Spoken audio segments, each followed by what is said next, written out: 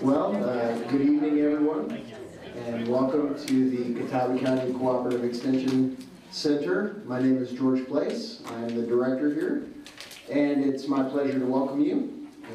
We're really happy to be hosting this event. Kellen's been working very hard to get this all together, and we're really happy that Food Matters Market coming to Hickory is going to be a real opportunity for our local food system. So, without further ado, I will turn it over to Kellen. Thank you, George. So thank you guys so much for coming out tonight. So Al came by our office back in the fall and just wanted to be connected to local growers because they're interested in sourcing from local growers and food producers. And I said, well, why don't we just hold a meeting so you can meet everybody at once? So that's what this is.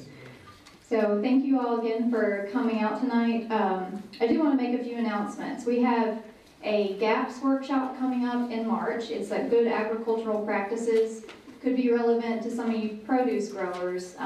It's not a requirement for everyone. We'll find out tonight what Food Matters requires, but it's a way to develop a food safety plan, which is a good first step towards GAP certification, or at the very minimum, food safety on your farm. So we're doing that March 4th and 18th at the Lincoln County Center. So we have a flyer up here.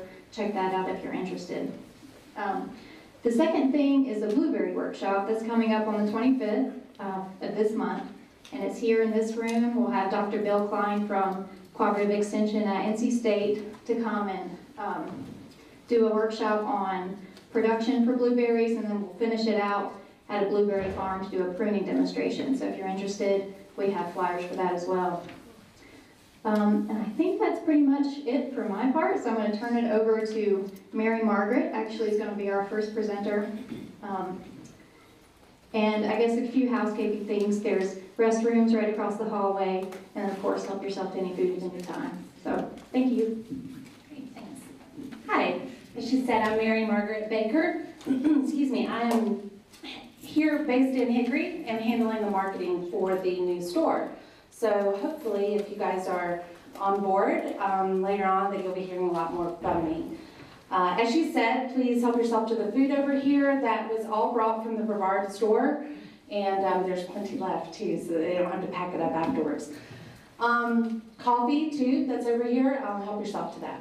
So I just wanted to real quickly, because then we're going to get on to the food part, help you out with giving you an idea, a little bit about the goals and the focus of Food Matters, which is local, local, local. We want to focus on the local area, promote the local area. You will see lots of promotions and sponsorships and partnerships that Food Matters will be involved in and already have started doing.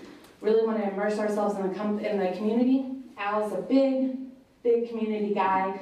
Want to involve Hickory people and the surrounding area as much as possible. One of the things that we really are hoping to do once the store is up and running is really focus on the producers. No matter what product or item you're bringing, plan to be put in the spotlight a little bit, with your permission, of course. But social media, in-store marketing, things to promote your business, your farm, your company, whatever it may be. Really want to come out and visit your location, take some pictures, get some information about you, and then hopefully help you grow in the community as well. So it's really very simple. Local, good food, good produce, good products, and then hoping to help you grow in the community and your business as well. So that's about all I have.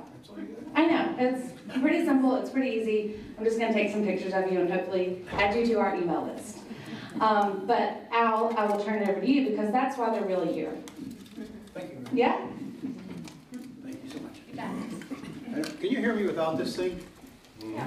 Good. Don't put it away. My name is Al Kirshner, and I'm one of the owners and founders of Food Matters Market. I'm just going to take a few minutes to kind of tell you a little bit about our company and why we started and where we're going, and then we will get into some of the, can you hear it? No? Okay. It's okay? Okay. Then we'll get into talking about how we go about sourcing, how we go about working with the local producers or any producer, and how we kind of glean from you what you have and what you are thinking about going. We're very much interested in where you're going with your business. And so that's an important part of this. But let me just start off first by saying, we started in Brevard, North Carolina, 2.5 years ago. My partner, Mike Ciancerillo, who was a former CEO of Earth Fare, and I have been talking about developing a concept that is, it's an Earth Fare Light. If we want to call something different, we can call it an Earth Fare Light or Whole Foods Light. It doesn't matter. But we felt that the smaller communities were not being served with this type of market. And so we thought, well, let's see what we can do and find a place that we could start. Well, I live in Asheville and he lives in Hendersonville. And a market came up in Brevard that went out of business.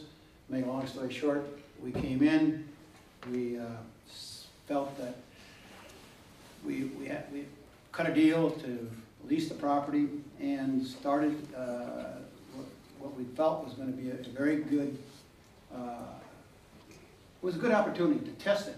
I mean, in other words, Brevard is only 8,000 people, 7,000, 8,000 people, smaller than what we look at. We try to look at a community that's 15,000 to 30,000. Now Hickory's bigger than that, so you know, all good plans sometimes don't necessarily go the way I want to. But so we started there. We actually did better than we thought we were going to do. We attained profitability sooner than we thought, and our sales hit the target that we thought actually did a little bit better. So we thought, okay, now is the time. So we went out and raised about $1.5 million of equity capital, and headed off looking for locations. Hickory came up simply by a conversation over breakfast one day, lunch I should say, for someone here in Hickory that said, you know, we need something like this. Actually, they talked to me about, I'm involved in a company called Green Sage Coffee House Cafe in Asheville. He wanted us to put the cafe over there. And I said, look, I got something better, I think, that you're going to look at. So hauled him down to Brevard. He looked at it and said, you know, I think we can find you a spot in Hickory. And that's how we got to Hickory. Our goal is to have, over the next 5 years, I'll have at least 18 to 20 stores in the Carolinas somewhere. We feel that the small town market is it's not a niche, it's a great place to be. I'm from a small town in Wisconsin, and you know, if you go to a small town, it's you know, we talk about all the local farming, it's local to start out with. I mean, you don't have to go and build a marketing plan or anything of that at this point. You just get in the community, you do a good job of what you do, you communicate, get involved with the people, and you try to be a good community citizen. And so that's what we do. And so when we say local both in being a good community citizen. We say we're local because we're participating in community activities, and we're buying as much as we possibly can that fits our criteria locally. Now, we're here, and I really appreciate George and Kellen for allowing us to be part of this, because yes, we reached out, we talked to each other, but it seemed like there's a real energy here in this area to do this stuff. So it's kind of like, you know, it's not hard work, it's fun. It's fun to come to something like this. I went to one down in Shelby, similar to this, and it was very exciting and also very heartwarming to find that there is this culture of people working on their farms, doing their things, and not just farms, in their small businesses and so forth. It's the passion of what really turns us on, and it's the passion that turns you guys on. I mean, you get invested in it. So we're investing, not just dollars, we're investing ourselves in your communities. And we want to be a participant with you if we can.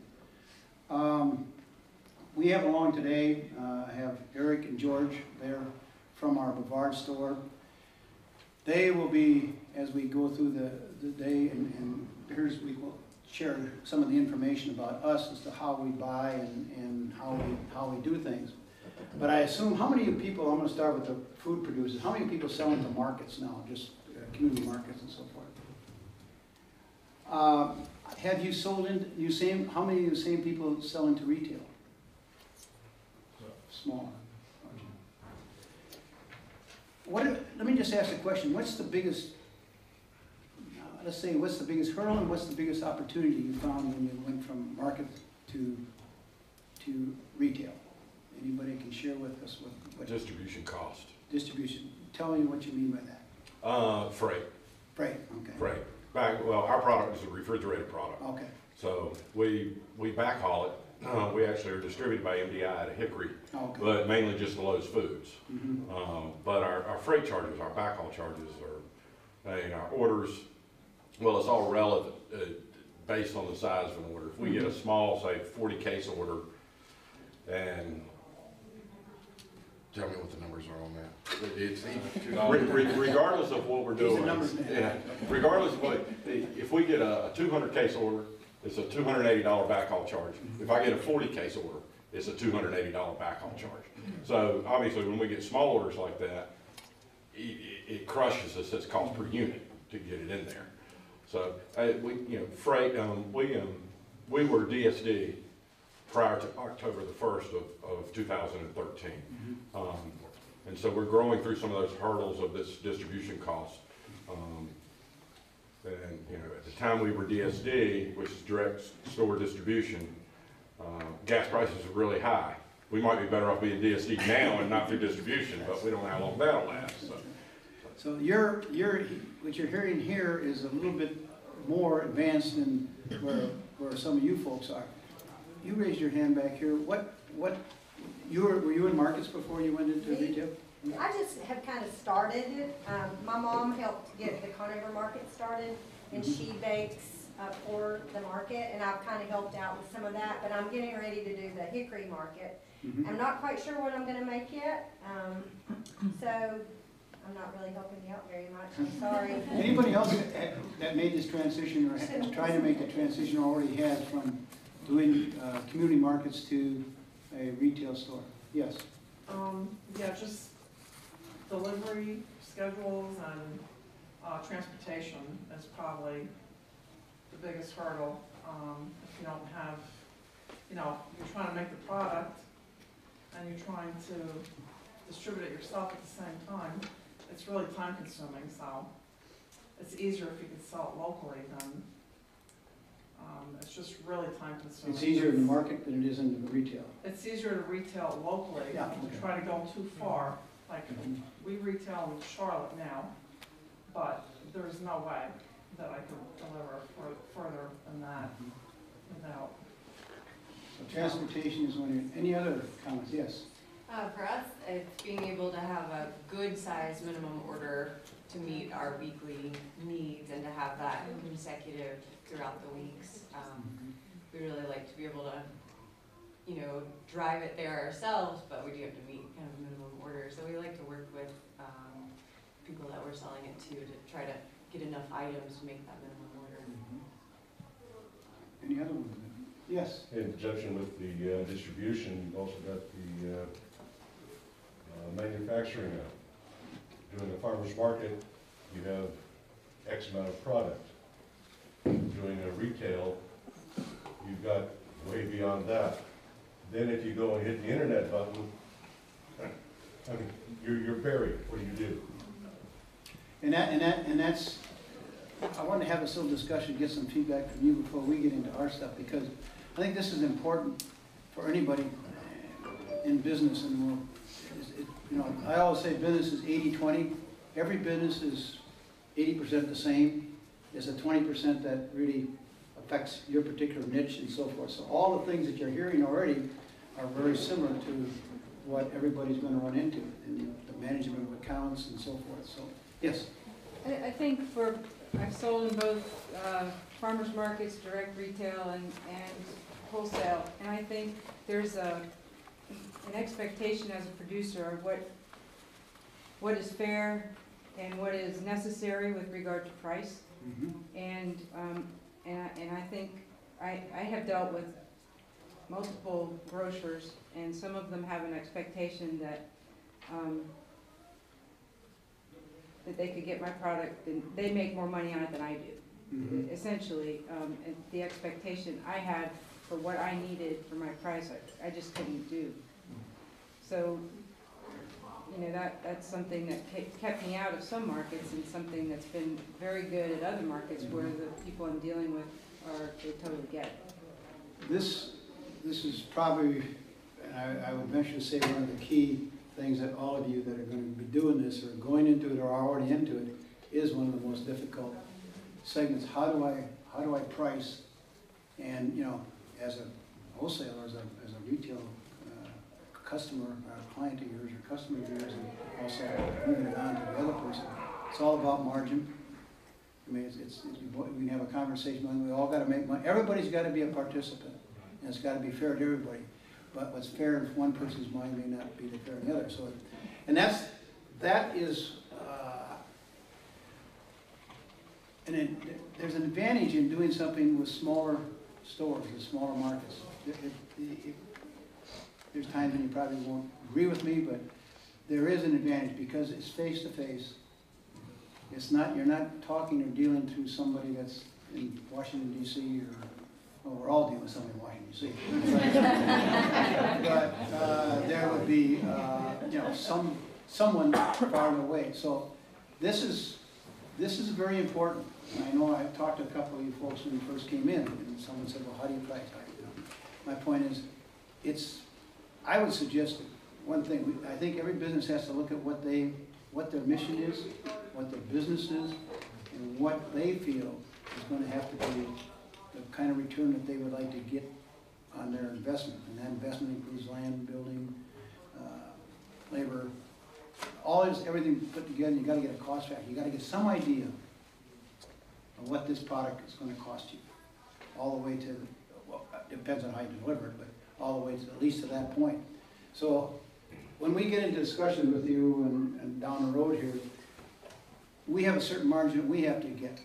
We have a tendency sometimes, and don't you guys kick me, but we have a tendency sometimes to, you know, really go overboard to help the local farmer do things. We'll do other things to go out of the way, or the local business who's producing a product. We try to do as much as we possibly can. We may even sacrifice some margin for a while for them to get the product off the ground.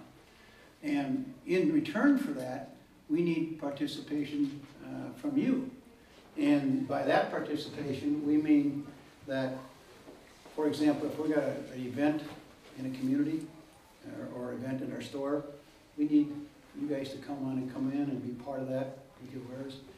We do, we'll do some specials at times. Now, some of you don't have enough product to do specials, some do. I mean, everybody's different. But we kind of have to work together, particularly in those first year or two, to get things going. So Food Matters is very much interested in working with you to bring your products to market. And we are probably going to find that some of you are too early, and some of you are ready, and some of you have probably got more knowledge than we got. So there's going to be a realm of different levels. But Food Matters philosophy is very simple. If we're going to work locally, we want to extend all the best financial incentives for you to succeed. Also, the best way to market your products in our store or elsewhere. I was talking to someone here earlier about, you know, if you get a hold of us, I'm willing to get on the phone and help you find somebody else that might be able to help you with your pricing or your thing. We try to work with you because we're in this community for a long haul. And this may sound kind of hokey, but it's really not. Small communities, it doesn't take long for you to build a reputation, but it doesn't take you long to destroy it. You can get by in New York or something for a while, but in a small town, it doesn't take long. And so we know we don't look at it as a risk, we look at it as an opportunity. And so when we talk with you today, and tonight as if you wish to come up, a lot of you guys have had a chance to meet our folks earlier, and so that's great. I'm glad that you did have that opportunity to discuss some of these things. But as we get into the details, what we're going to do tonight is we're going to go through Eric and George will go through some of the things, our criteria. We'll verbalize it to you. We have some of it in writing, but we'll go through some of it verbally. And then also, you know, the things we do and don't do. But also, we will talk to you tonight also about how we can partner. So it's important before you leave tonight is that you make sure we, if you don't have all the information with you here, make sure that we get as much as we possibly either hear or get it sent to us so we can start this dialogue. We're hoping to open up sometime towards the end of April. I said we're going to be open in March, so that tells you a little bit about how smart I am. But we are doing it. We are very close, and I'm very eager to say this, we're very close to making a deal in Morganton as well. So we're going to be real close by. So, and that's part of our strategy. We're going to try to move down. We're going to be in the Carolinas. Like I said, we're going to have 18 stores. We hope that's our plan. And so we're starting this niche, and we feel that we can, we've got the team in place, we've got the systems in place, and we think, a very good, sound strategy. So we're just going to move and do it. So, Eric, and do you want to kind of share some thoughts first about what we do and what we don't do and how we do it? What's going on, everybody? I'm Eric, and first I just want to say a little bit about our store. Food matters. That's kind of says it all, you know, because it does. We like to carry products with ingredients that we can stand behind, you know, as a team. Big on local products. We're big on organic and all natural. We strive to check ingredients on our products so that our customers don't have to. We're, again, based in small communities. We like to get to know our customers and our distributors as well. Our meat department is very well run. We carry a lot of specialty products, you know, hard to find items, things like that. Our produce, big on local, organic, sustainable, you know. Dairy, we like to offer grass-fed milk, chicken and duck eggs, different kinds of tofu, meat alternatives, cheese alternatives. Bulk, we have nuts, fruits, spices, trail mixes, flours, salts, all kinds of stuff. Beer and wine. We have craft beers and specialty wines at very affordable rates. And the bottom line is we really just like to make sure that our customers leave with a smile on their face and anticipate the next time they come in. About the vendor requirements, we just need proof of liability insurance, Department of Agriculture paperwork, and price lists, pretty much, sell sheets, wholesale. Also, we like to know if you go through like a secondary distributor, UNFI, or anything like that. I think that's about all I got. Okay. We'll get some more in a minute. That's the mic. I want to add something to what Eric said about our product philosophy. Most of you, I think, know pretty much about the national organic world and the health food stores and so forth. And as I mentioned earlier in my opening remarks, is that we were focusing on smaller communities because they're just underserved. Well, what we're doing, we bring the standards that we feel are required and are needed for our industry. And so we're fairly consistent, and the word fairly may be a little thing. The reason I put that in there is that every once in a while we'll come up with something that we might feel is good for the community or good local. We might just put it in and try it for the sake of trying it.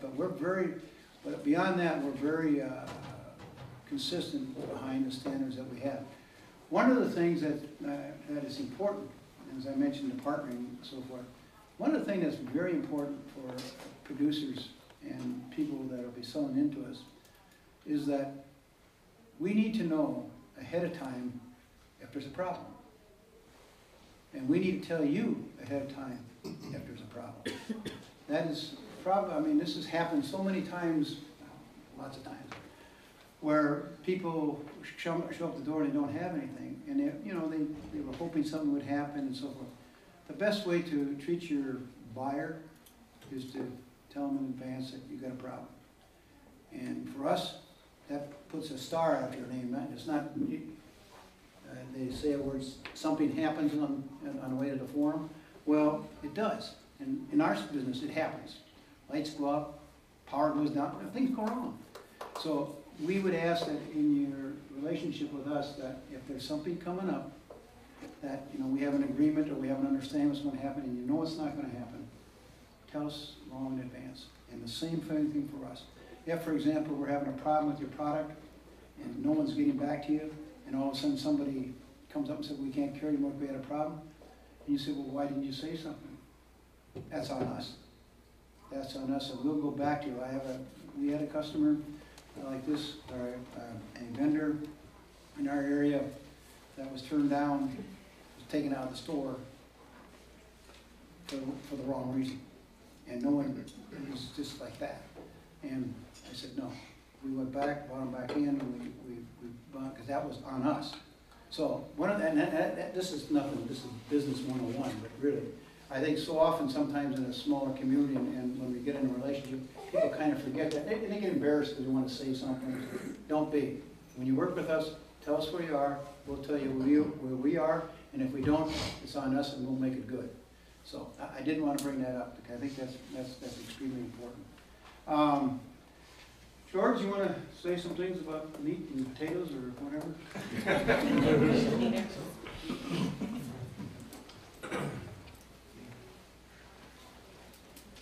My name is George Boxelanis, and I'm in charge. I didn't use George's last name because I can't. I'm in charge of the meat and seafood for Food Matters in Brevard. A little bit about the products that we're looking for is non-GMO if possible. We are looking for mostly grass-fed, antibiotic-free, hormone-free, no nitrates or nitrites added to it. There's always going to be the natural, of course. But we're really pushing for local farms. Right now, a big provider for us is Hickory Nut Gap. I don't know if any of y'all have heard of them before. They are entirely grass-fed as far as their beef goes. But we're really here just to help bring the community together and bring the healthy people together and try to make everybody as healthy as possible. As far as the seafood goes, we definitely want wild caught when we can get it, or any farmed fish that are sustainably farmed, and free range and free roaming for everything really, as far as chicken, meat, and lamb and everything. I mean, we're just all natural and we're gung ho about it. That's really it. Produce. I'm going to talk about it because our produce lady is not here tonight. And that's going to be, you guys are going to have to help her out here tonight. But no, it's nothing arcane about it. You guys know what produce is. I don't have to explain it. But our policies are that we will source everything local as much as we can get. We know, and you understand, and you know this, it's seasonal. And so we do buy through Albert's Organics during the off-season, and to have as much organic as we possibly can. So we do have to have a backup, but we will go local first, they're second. Local first, any place else second. But, and again, it's important, and we'll get into this as you talk with the people. One of the questions that come up is, how big, what's your season, how much product do you think you're going to have, that kind of conversation. And don't be turned off. I asked you to do this, at least in the first discussion. Don't be turned off if you sound like you're too small. You may be, but don't let it stop you. Let's start the dialogue. Because most of you are in here to grow your business. I mean, that's what you're here for. And some will go a little faster and some will go a little slower. But the point is, don't feel that you shouldn't talk to us about it. We'll be upfront with you and we'll tell you if it doesn't work. But we'll keep you on file, and if next year you're expanded, we want to do business with you.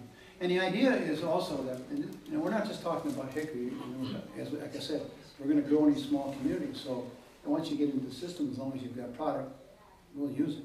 And that's for not just red produce or meat, that's for any of the products that we have.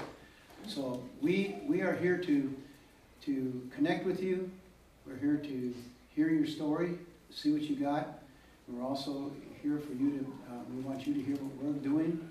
And again, it's a start of a dialogue. This is the start of a dialogue. This is not a finished deal. This is the start of a dialogue. And let's, I'm gonna just open the floor for questions and see what you got going on here. Yes? If you end up with your 18 stores, would you have a central distribution point? Probably not. And there's a reason for that. Central distribution works good for Lowe's, it may work good for somebody else, but not for us. We're able to get product through UNFI or some other distributors. And again, as we buy locally, we'll get the products locally. But we will not, I say that because also for a small operation, you know, the typical Whole Food store does $1 million a week. So that gives you an idea of what, and we're probably gonna do 60 or something, or maybe 100 sometimes. So that's a big difference. So distribution is, it would be a costly thing to set up a distribution system for our size. So, and the answer is straightforward, probably not, no. What happens 3 years from now could change, but it's not in our plans. Yes? What is your produce margin on fresh produce? Is that a store standard? No, there is. We look for somewhere in the 30s. 30 to 35. That is the answer. That's our margin that we look for. You look like you're surprised. Do what? You look surprised. It's low. I know. We tried, that's another thing we try to do. Now, there are some, keep in mind, depends on what season it is and so forth, we may get a higher margin. In a certain season, we might get a lower. Depends what produce we're carrying. It can jump, but 34 is probably what we look for. And again, let me come back to you just a second. I want to make sure you understand that we are trying to bring prices to the community that you can go, when you go to an Earth Fair or a larger store, you're not going to get, we're better, or at least equal to, and they have the bigger buying power and so forth. So part of our model, and I'm going to I'll probably dip down in business here just a little bit about our model. Because we're a small operation, a small square footage, we do not have, and you'll know this for a fact, we don't have a lot of people running around. We got a lot of people working, we got a lot of people talking to customers, but not a lot. By that I mean, our stores are built so that we are 1.5 minutes away from anybody. So if anybody wants somebody, they're a minute and a half away, and if they want to talk to somebody, they're a minute and a half away. So we try to keep our labor to a level so we can keep our margin down, so we can bring to the community. We don't want to gouge, we want to be able to bring products, knowing full well national organic products are more expensive. And so we're trying to bring, that's pretty cool.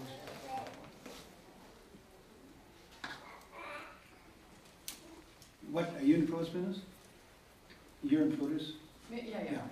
What do you look for? Well, I usually plan on a 45% Okay, margin. and what do you, let me follow your conversation a bit. What do you do if you got bad product? You take it, how do you handle your accounts? If you got bad product, what do? You take it back? Or? Yeah. Okay. Well, we only send our best. Yeah. Okay.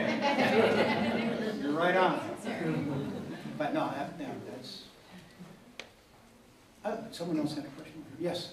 I grew blueberries. We did about 4,000 pounds last year, and each year it gets a little better. Of course, there's a little lead time to getting the bushes in the ground, 3 to 5 years for them to get up to productivity.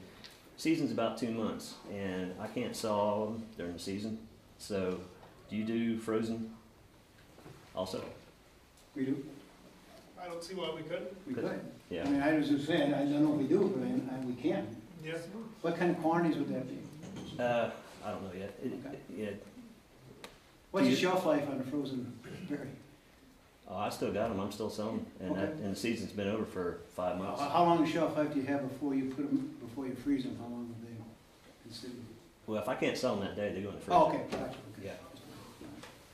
But No. That way they don't go to waste, and That's I a can good serve my question, customers for and 5, 6 if months. you've got down the road. supply, I would definitely, we'd definitely look at it. We do sell frozen berries, I mean, up to 3-pound bags of blueberries, so Yeah, we could definitely work those in. okay. Warren, yes. Does your store, do you carry like cosmetics? And you carry a full line? Yeah, we I have. wasn't sure if it was just food or not. Yeah, let me address that for you. We have what we call HBC, Health and Beauty Care. We carry supplements, we carry vitamins, we carry all health and, beauty care, we carry it all, everything else. We do. We have, it represents somewhere around 15% of our business. What percent did you say? 15%. Are y'all open, I know, keep it very local, but will you be able to take produce and sell it in other stores? That you're not just limiting. It depends on what kind of transportation and how you do it Right, from your end. if Yeah, you can no, distribute it to other stores, Oh, yeah. you're welcome to. Oh, yeah, absolutely. We would, it depends, are you able to deliver? If you're able to deliver, we take it. Okay. Yeah, made to order, like salads to go, like Art Fair, I know has those. Let me share a little bit about our deli, which is deli and food service. We do not have fried foods. We have soups, sandwiches, and salads. We do not want to get into the real production of that type of product, or fried foods are going up. One simple thing, the labor cost goes up, so therefore it kind of affects the model. We're very proud of our food service that we have in Brevard. Anybody that eats there will tell you that the sandwiches and the stuff is excellent. We do everything natural. I think it's all everything natural. We have gluten-free items as well. So you're actually making it there? Is it kind of like the? No, we make it there. Okay. But we don't. We do all the preparation. What I will say this, we prepare part of our product, our salads and so forth, in a certified kitchen in Brevard. But it's right in Brevard. We just bring it up and our guy goes down, does it, and brings it back. So, but we do prepare everything ourselves. Do you have a need for someone else to come in and do that, or you have that pretty much We have it. taken care of? Well, we will look at other items to bring in. Oh, yeah, absolutely. We'll try things that, I don't want to tell you how old I am, I've been around a while. But I was one of these kind of guys that said, anything was made some other place, no, it's got to be cooked from my wife or my mom or something. Otherwise, it's not good. Well, there's a lot of good product out there. And so we definitely will. So to get in, you test it yourself? Oh, yeah, we'll test it, yes. And we would love to get samples of it. Anything that you guys got in your quiver of arrows, so to speak, get it to us. We would love to test it. We'll meet with you if you want to come in. And we'll be coming over here prior to the store opening and set up camp, if you will, and be doing some direct interviews with all you folks or whatever folks that want to. With your produce, do y'all want to, this might be a little ahead of the game, but do y'all buy in bulk and package it yourself? Or would you like, if you want to sell something by the quarter pound or the half pound, is that something that the farmer needs to break down for you? It depends on the product, but let me go to your mushrooms or something like that. We would, if you could pack it and bring it to us ahead of time, that would be just fine. Okay. As long as it's fresh. Right. Yeah. As long as it is what you say it is. Right. We would do it. And the labeling's right and everything else is right. No, definitely. Okay. Yeah, certainly. In fact, that's fine. Produce that, you might want to answer this, you might not, but comparable, how would you compare y'all's prices that y'all would pay for it versus a farmer's market? In the sense of what? Are you talking about the price that you sell it to them? We would not pay, we can't pay the price that you'd be selling directly to the farmer's market. Yeah, we couldn't because there's no margin then. Because you're making 30-40%. Yeah. So you're getting 60% once you're. Yeah, so that's the question, or that's the point I wanted everyone to understand, is that as you go back to your model, you've got to kind of look at what it's costing you to do business, and what your margin is, and then what can I sell it for to make a reasonable profit. And that's, because we have to do the same thing. We have to say, okay, I'll use my 34%. My 34%, we blend that in with other parts of our store. We look for, I won't get into that part of it, but we'll look for a gross margin for the store. So every department contributes, depends on what percentage of one department is of your business versus the other department. So, you know, there's a higher gross margin, very simply, there's a higher gross margin in prepared foods, the foods we prepare, but it costs us more money to do it. So it's kind of like, you know, it's a trade-off. So, but no, we would, you need to kind of tell us what you think your prices was, and we just have to kind of say, okay, you think we can do this, or can we shave a little bit here to get here, and whatever. It's a negotiation. But you need to start with something. You got to start with a plan of your own, which you really think you need. And that's why this transition from a market to a retail store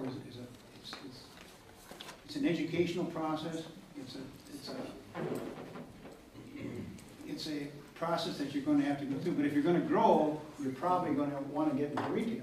I mean, it depends on what your business plan is or what your mission is. Yes. Regarding labeling, what are your requirements for things like bakery goods and things like that? Sure, you take that? For bakery goods, I mean, we would need, you know, full ingredient list. Do you need nutritional analysis and calories and all like that? Yeah, that we would. I thought it said something about bakery on here. You barcode? Yes. We prefer barcode. I mean, we can work around it, but obviously it's easier if we can scan it. We'll work with you, and that's his question. He's saying the right thing. We'll work with you, but we prefer to have it. But you know, we understand everyone's got to take a path to get there, so we will do that. But I mean, I have like a list here of just different requirements stuff. That's okay. Baked goods, like that's what I was looking for. I can definitely get you a copy of this. Great. Is that something that I could send out to everybody? Absolutely. Yeah. Okay. You follow the That'd be great, thank you. rules? Yes. You follow the agricultural rule? We do, yeah. Yeah. We have to get the proof of Department of Agriculture. Where'd those go? Under proof. Yes. This is kind of specific. Right now, our product is qualified at Lowe's Foods as a deli item. It is a prepared tomato cheese, so call it prepared spread, if you will. We're considered a deli item there because we're made with 100% real cheese and high quality ingredients versus some of the other stuff you find in the meat counter in other places. Would that be qualified as a deli item at Food Matters? And if so, I know deli items and prepared foods bring a higher margin, but could you give me a general idea of what you think your margin Where would do be? we have cheese in them? I'm sorry? Our cheese is in deli or is it in dairy? Cheese is in dairy. Okay, so we would be qualified as a dairy product. Could you give me a rough idea of what margins are there? I know that the dairy margins are more competitive than the rest of the store, so I'm 30 probably. Okay. That helps me with numbers while I'm running them up here right now. I can give you an exact on that. And I tell you, that dairy is we don't make a lot of money in dairy, unfortunately. And there's a lot of shrink. In a small market. See, this is a little different than when you talk. This is part of the risk of our business we're in, but that's part of being in a small town. Shrink, unless we're really so sharp that we can't not miss. The turn is not fast enough sometimes in a smaller town, or at least in the smaller markets. You go to Lowe's and stuff, they turn. So that's part of our issue. Yes. Can you describe your Hickory store layout? What it's going to kind of? Oh, now you're going to ask me a question I probably was trying to explain to these guys. It wasn't when I was over there, and I couldn't even do that. What we have we will have as you come in the door, we will have produce, and on the other side of the facing will be health and beauty care. As you go If you're familiar with the Ace Hardware store, you know where the entrance is. Okay, so you're gonna go in and go to your right, you're gonna go past produce, bulk, and that type of stuff. Then you're gonna, and over here will be HBC. You keep going around, you'll come into frozen meats and so forth, and dairy will be in there. And then you'll come to the meat and seafood counter. You keep going around the back, and you'll come to the other deli items. And then you'll come around, and you'll have our food service items. And if you're familiar with the glass front of that, well, that's going to be our sit-down area for the food service. And we're going to have a little porch outside, a little patio out front as well. We feel we're going to do real well with our menu over in Hickory. It's priced right and it's quality. So we feel we'll do real well with that. In the center of the store will be the grocery, the beer, the wine, and am I missing anything? Dairy. Dairy will be in the frozen section.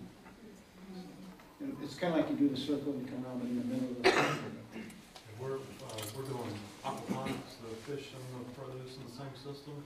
And we'd like to be able to eventually offer distributors small systems that they could set up. Oh. And then customers could come by and pick the freshest, herbs, lettuce, what have you. How are you? Where are you in this process? We're a year and some change in, so we're working on we got a prototype up and going last year. Do you? Where at? Northeast Hickory. And, do we have? I've got. Okay, because I want to stop there. Sure. I'd love to. But anyways, we'd like to grow it out at the greenhouse and then the way we got it set up is bring in the channels and put them on display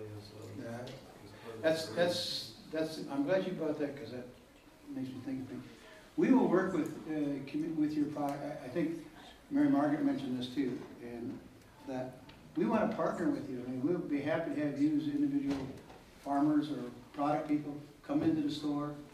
We'll give you space to do whatever you need to do on a scheduled basis and so forth. But we really will work. We will put you on our social media. We will do everything to promote you.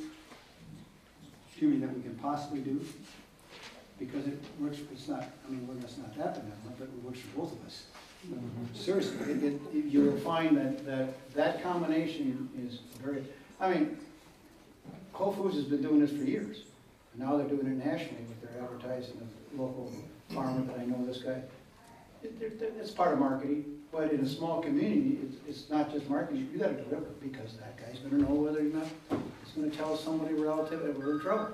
So we've got to all work together. So we can't hide behind a big marketing something. Our marketing is us ourselves. We're doing it. Yes. What is your food safety requirement? Food safety requirement. I think that would be like the Department of Agriculture paperwork. Yeah. Yeah, you just have to be like inspected by them. I'm not sure what exactly they do, but they come to the facility, check it out, and give a certification. For produce? Are you requiring a GAP certification? Yeah. And we also, they do the weight checks too when they come. The Agriculture Department does that.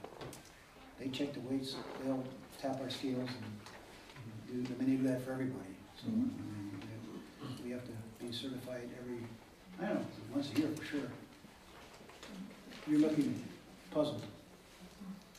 Do you require GAP certification? We're going to try. We're working on that, but we do try to meet that standard if we can. We don't have it, but we work from that. Is what I'm saying. We don't have to be certified. We try to get everybody on that page. Okay, so you don't have to be certified. No, you don't have to be certified. I'm sorry, I misspoke. Maybe have a food We use that as our display. standard, but we take from that. Yes, that's a really good point. You don't have to go through the expensive certification. No. I'm glad thanks for helping me clear that. But we want to get everything as close as we can to that. So when I say GAP standards, yes, but no. It's like organic certification, I guess, is the same way. You don't have to be working, but you don't want sprays, herbicides, pesticides, things like that. Spray. Yep. One more. What is your liability requirement? $1 million. Can you kind of touch on your 10 things that you have on your list here? Sure. Uh, This is kind I'll break it up. Yeah, that's the one right there. Just go through. Okay, yes, we need the proof of $1 million liability insurance, proof of USDA or other government agencies' third-party verification certificates as applicable. I'm guessing that's gonna be like our Department of Agriculture. Anything that's required by agencies, we have to have. Anything anybody has to have, we have to have. References from retailers that are carrying your product.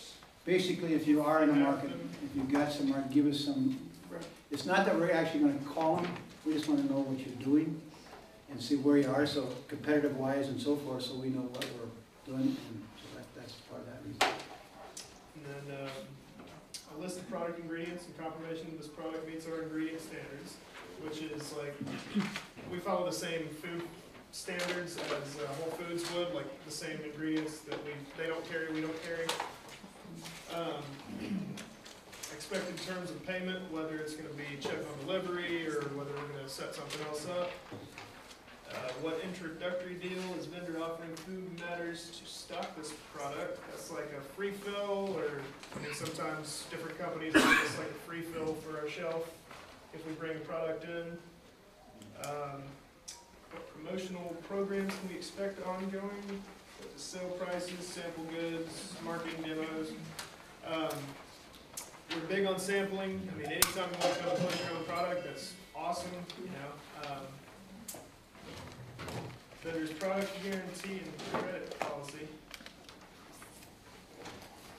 Well, I'll take that one. Okay. Basically, we need to have a clear understanding of what you do, your delivery policies, everything is in, and when the word says guarantee, it means we need to know what you're going to do.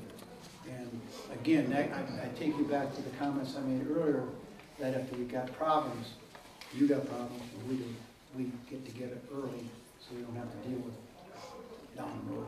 So that's what we're talking about. Is that usually a written out document, or? No, it's, I'm old-fashioned, we shake hands on it, we disagree.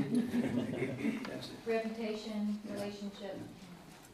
Okay, so then the order parameters, we just need to know, like, if we have to order on a certain day or between a certain time, delivery schedules, if deliveries come on a certain day or whatnot. And then would this vendor product be a good fit with our core values? So with our philosophy, which is somewhere, just is it a good fit, you know? I mean, is it a good fit for the community, the market, and people? Well, and if it fits into the competitive nature, like I say, there's always competition and everything, and we all kind of think we got the most unique thing in the world, and you see you turn around and you look up the street, and guess what? There it is. I've been on your side of this business a couple times. I was in the sea salt business, and actually in natural organic. I mean, sea salt's organic anyway, natural to begin with, but it was in a low sodium thing. So I can tell you stories about coming from your end and going into the market too. So, does that help? I thought I got another hand over here somewhere. Yes. Do you need commercial auto insurance for delivering? You better have it yourself. But I mean, not your personal, No, but there's you don't another, have to. if you're, yeah. So I Like had said, to you have better that. cover yourself. Yeah, just But curious. what's the product? It's in your hands until we get it. So. Yes. Does your meat department have butchery capability where you break down primals, or is all pre-packed?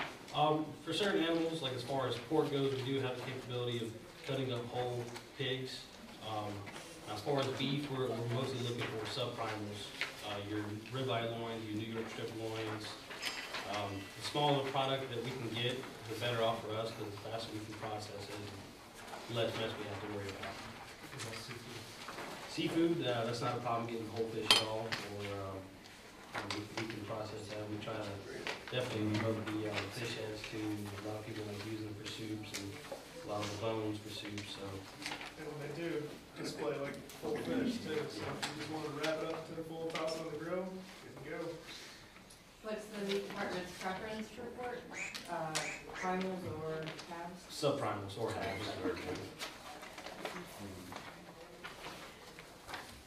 Now the pamphlet that's going around right now is our boot list. It's just ingredients that we don't like to have in our store, just to give you all an idea of things that we try to look out for. If they slip, we'll catch them eventually. Yes. Actually, I tried to find this online before we came over tonight, and it was not available. Oh, that? Yeah, when I looked the other day, actually, so somewhere on the paperwork I got that it was available, but I couldn't find it on the website. Anyhow, I'll make sure it's there are a couple ingredients in here that naturally come in our cheese that we buy from we source from Wisconsin. One of them is natamycin. And I don't know if you know what natamycin is, but it's a natural mold inhibitor. It's not an artificial mold inhibitor. Anyway, I guess my question would be, are there exceptions to these rules? If you just brought up something that I can't answer, so if you got it, we'll check it out. If we'll take a look at it. Okay. Yeah, no, definitely, when, it's like everything else, you can sort the Bible and do this, but, there may be another page in there that we might want to look at. I mean, If it's what you said it is, it makes some sense, so. We're as wholesome a product as permitted cheese can be, but if I went to a farm in Brevard and got cheddar cheese that didn't have anything in it, we make product, it would last 3 days on your shelf and it would grow mold. The problem is the pimentos. Okay. If you're familiar with food, peppers are inherently mold growers. Yeah. Now, the cheese is fine, but you open it up and you got little red peppers with little blue hairdos on them, and that doesn't go over very well.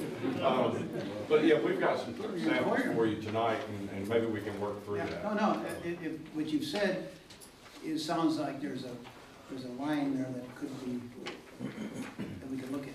I mean, it's not absolute, but again, we'll take a look at it. Okay. This is not my area of expertise by any means. Yes? Do you have an electronic funds transfer payments set up? Yeah. You do have that system in place? I'm glad you brought up that, because a lot of, you will be dealing with your local manager. Most of you folks will be dealing directly with them. We'll be doing all our buying with other products through the main office, but to start out with, for sure, we'll set you up. The local manager will be ordering the products that he needs or she needs directly from you. So it's going to be a little different because you're local, and we have different local producers in every store, so it's not like it's not like you'd be in every store. Maybe somebody might get in every store eventually, but right now. So you'll be dealing with the local manager. You'll come in, bring your invoice in, and he'll send it in, and we'll send you a check. Barter a little bit. Barter something. Well, yeah. I got in business with her many years ago to fix it because of financial trouble, and actually hired my partner, the CEO. And I always remember back in that day, and I knew nothing about grocery. To be honest with you, I still don't know that much, but I know enough. It'd be dangerous. You go in the back door and this guy would be rapping on the door, and he'd be putting his bag of potatoes up there, and he'd say, it depended who showed up. If I showed up, but she knew I knew nothing, the price was higher. If the manager showed up, it was where it's supposed to be. So, it was, but we're a little bit more sophisticated than that, so just remember the manager's going to show up. Yeah. You talked about dealing with the local manager, getting the products in there, and that makes me wonder I have HBC products. So what? That's different. Okay, yeah, so what is the process? That would be coming through our home office. You would be dealing with the buyer. We would get you all that information, but that would be, your product would not be just in that store, it would be in all the stores. Right, so I would need to meet with somebody initially to review the product line and see where the mutual interest is. How would I go about setting that up? Just contact us and somebody will get back to you. Just either email me, email Eric, or whatever, and we'll get you in the thing. Do you have a preferred way of contacting you? That's the best way. Email is the best, because that is clearly the best. Send any information you have that you want us. That's why I say use whatever information we got. Email. If it comes to me, I will see to it gets to the right person, and we will start the process of a dialogue, setting up meetings and so forth. And like I said, once we know it here, if I know there's a group of people here, we'll come to you over here. Okay. Even though you are going to be in store, we'll come over here. We'll come to Hickory, set up a tent and whatever, or something. we took down the building that's on that property outside, so we had to do something else. Yes, go ahead. I'm brand new to the whole retail thing. I have two questions. How do you find out, mine will be cosmetics. How do I find out what is required by the USDA? And how do I find out about UPCs? I'm sorry? UPC codes, it says I- you have to have those? How do I find Do you out? have, do you have UPC, do you use No, them? I have no idea. Okay. I've We been from need- the farmer's market. Okay, Not- all right. Okay, no, what we need to do is, do we have your information? Okay. We'll get your information, someone will get back to you, and so what we'll do when we come over here, we'll set up a time, you come in and we'll explain all that. Or you come over to Brevard. I mean, you come on down and talk to us. Down the road. Yeah, it's just, no, seriously, we'll connect with you, and then we'll work it out. We'll sit and explain to you what it is, and, you know, again, this is, UPC is a, it's to your benefit as is to ours. It's a good way of tracking business and knowing what you're doing. And so, and it's the way our system, everything, as you know, is electronic. And so, check out the door, you gotta have a barcode. I always wish I was the guy who invented the barcode. Or GS1. Yeah. Yes. Do you require UPCs for your produce? We don't do that. No, we use POUs for our produce, so, yeah. Number system, you weigh it out, you Yeah. charge it. Put it on the scale. Yes. You said you had your team in place. So you have a produce buyer for this? Yes. regional? Well, right now, she's not here today, but she will be doing the produce buying for now. And just get it set up. We haven't hired a produce manager or anything, so once that's happened, then we'll do that. Now, some produce, if we do it through Alberts, we'll do it. I mean, that's not you, but it'll be somebody else, some of our, like if we have to get Alberts or gas, that'll be done through there. But local buyers and so forth, they'll do it. So you haven't hired them yet, is what I'm... No, we have not. No, I'm sorry, I didn't understand. Do vendors that are currently in the Brevard store, do they need to apply to be in this store? And second part question, on your ordering, how can vendors expect to get orders from your store? Scan, call, email? Do you use any kind of a central Scan is order? great, email is great. If you're selling directly to us, in other words, right? Yeah, we will probably, what do? You got any more phones? You scan it out? Well, we've got a couple of different ways of, Okay, go what ahead. you mean of placing an order. Yeah, you're talking about placing orders. Like scan to order or something like that? I just We wondered used what to, kind of- we're actually implementing an auto order system now, so it's based on inventory. And, but I mean, for smaller local businesses, it's probably just gonna be either we'll give you a phone call or shoot you an email, something like that. We will do it, if we are We set doing it it, up and, yeah. if we're not doing it, we're gonna do it in writing one way or the other. Yeah. Phone calls, no. Yes? I got two questions. One, just kind of curious. I'm in pasture poultry. Do y'all look at a target number of vendors that supply you as a whole, or is it infinitesimal? And I guess I'm kind of curious where we might fit in. Well, yeah, I mean, if you wanted to sell your product with us, then I mean, as long as we have the information necessary. How many, so you don't really have I'm looking at 5 vendors, once you got that, that's cut off, so it might not for anyone. We'll look around, and again, correct me if I'm wrong, Eric, but, or George, we got several vendors in meat and so forth. We prefer to start with the people that are our next door neighbor. And that's our first criteria. After that, we need to spread out the map a little bit further and see where we go. So, and we will change it. You know, every start, you know how this works. We start real good. We're talking about on the way down here. You were sharing to me about the beef. Why don't you just share we're having a problem. We won't name the people or anything, but it's just tell them how we deal with this. Well, I guess if we're looking for a certain product and you've got that certain product and we can get it through you before we can get it through another company that's 500 miles away, then we're definitely going to shoot for the closer person. I mean, yeah, I mean, and the cryovac too. I mean, we've been having a little bit of issue with the packaging, like whenever we receive it, it's already been busted open. And that's not something that we're shooting for. We definitely need something that's gonna last for us as long as possible, and, you know, we're gonna sell the product before it goes bad. So the key thing is that it all depends on the vendor. If we're getting what we want, quality is number one. You're looking for vendor quality control before that thing. That's number one. That's number one, and we go, obviously price and all that stuff, but that's number one. If that falls apart, we got shrink and everybody else got a problem. And sometimes you're saying you're not getting this. Exactly. Yeah. And You're so losing that quality control from the vendor, you're receiving this product. we'll look elsewhere. Yeah. Quickly. Any other questions? I guess I'm getting almost close to your deadline here. What I would like, and before we go, we're not gonna go yet, we'll be here at the table, so if anybody wishes to stop up and follow up that didn't follow up before the meeting, please do. And I really do want to thank you guys for coming out. This is fun. I mean, you think I'm in a second life or something because I shouldn't be doing this. My wife said I'm absolutely crazy.